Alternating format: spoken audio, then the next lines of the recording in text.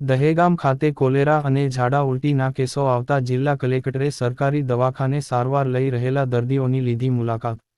આરોગ્ય તંત્રને તાકીદ કરવા જણાવ્યું.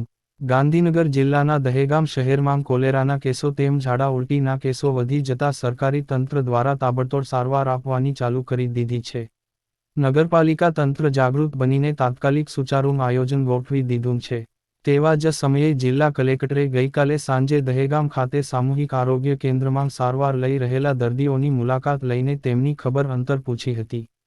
સ્થાનિક ડોક્ટરોને યોગ્ય સારવાર આપવા માટે સ્થળ ઉપર જ સૂચના આપી દેવામાં આવી હતી. તેમની સાથે સ્થાનિક ધારાસભ્ય બલરાજસિંહ ચૌહાણ, ચીફ ઓફિસર ઉમાબેન અને દહેગામ શહેરના ભાજપ પ્રમુખ ભીખાભાઈ શર્મા, નગરપાલિકા પ્રમુખ વૈશાલીબેન સોલંકી, કોર્પોરેટર પિન્ટુભાઈ અમીન અને અન્ય આગેવાનો અને અધિકારીઓ પણ ઉપસ્થિત રહેવા પામ્યા હતા. સરકારી તંત્ર શહેરમાં 2 કિલોમીટર વિસ્તારમાં જે કોલેરાગ્રસ્ત જાહેર કર્યો છે. સરકારી આરોગ્ય તંત્રના અધિકારીઓ દ્વારા ત્યાં દવાનો છંટકાવ અને આ વિસ્તારના રહીશોની ચકાસણી પણ કરવામાં આવી છે. કેટલાક લોકોની શરીરની ચકાસણી કરીને લોહીના સેમ્પલો પણ લેવામાં આવ્યા હતા અને તેને લેબોરેટરી મોકલી આપ્યા હતા. પ્રતિનિધિ અગરસિંહ ચૌહાણ, હરસોલી, દહેગામ જિલ્લો ગાંધીનગર.